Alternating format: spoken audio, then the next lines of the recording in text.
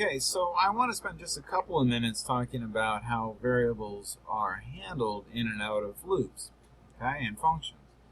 So here, for example, again, super simple piece of code. Got my serial port open. I'm going to make a function called counting up, and you can see it's running in loops. This is the only thing that's happening. And I create a local variable, my int. I've set it equal to 10. And then what I've done is I've simply printed the value of my int right here on this concatenated string. And then I'm going to take and add 5 to my variable. So it was 10, and it's going to add 5 to it, so it's going to be 15. It's going to display it. And when I load it, which it's running right now, it's just going around 10, 15, 10, 15, 10, 15, 10, 15. It's not going up any higher than 15. That's because on every single iteration of the loop, it recreates a new instance of this. It resets it up to 10. It adds 5 to it to make 15, and it never gets beyond it. Okay? It's just stuck.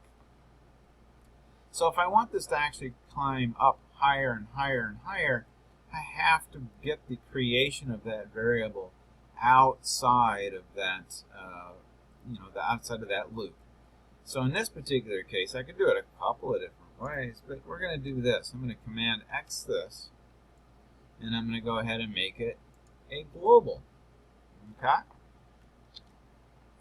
So now what I have is the variable being created outside of my loop, and my int is created, set to be equal to 10. So when it calls the function, it's been created, it's global, it's equal to 10. So the first time it runs, it's going to be 10. Then it's going to add 5 to it. It's going to be 15.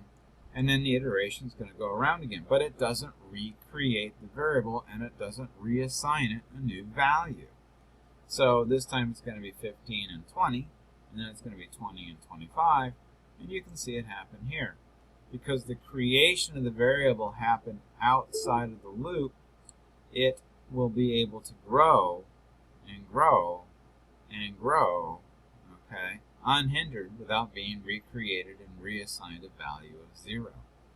If I were to go in here and simply add my int is equal to 0, then you would see what ends up happening is initially it's set to 10. We're going to get a display of 10 and 15, but then it resets it to 0 at the bottom. Okay? In every iteration of this loop, it sets it to 0, comes back down, and now it goes 0, adds 5, and 5. All right? But for the briefest time, when it first runs, we get the creation at 10 and 15, but then it resets 0 and 5, 0 and 5, 0 and 5. All right, so let me pause this, and I'll set up another simple demo. Okay, so here's a simple thing just to be aware of. Here again, you can see that I have created a variable, my integer 2, my int 2. I've set it equal to 10. And then I've displayed the value. But then what I do is I tell it to equal 20. Okay? But we never see that. All right? Because it's in a loop. Although it was, in fact, equal to 20 right here.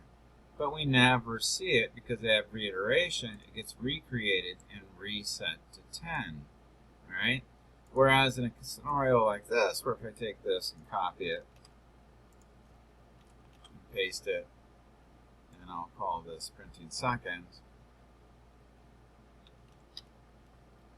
and make that 2ND. If I take and convert it,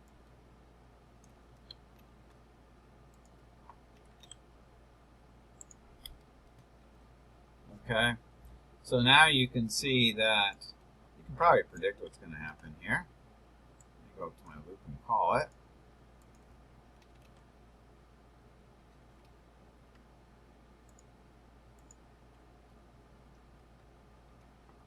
Okay.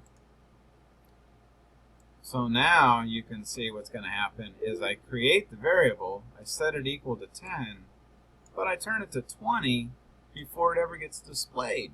Okay? So every single time you never see the 10, you only see the 20 because the variable has been changed before it gets written. All right? So even though these numbers are really changed and they are really different, this is a value of 20, I just don't use it. This is a value of 10, I just don't use it. Okay? It's only what is displayed after. In other words, it's the sequence after that's going to carry through. In this case, it was changed to 20 before it was displayed. In this case, it was changed to 20 after it was displayed. All right? So I think that covers a lot of this basic syntax stuff. And we'll get back into building something. So I'll see you in a few.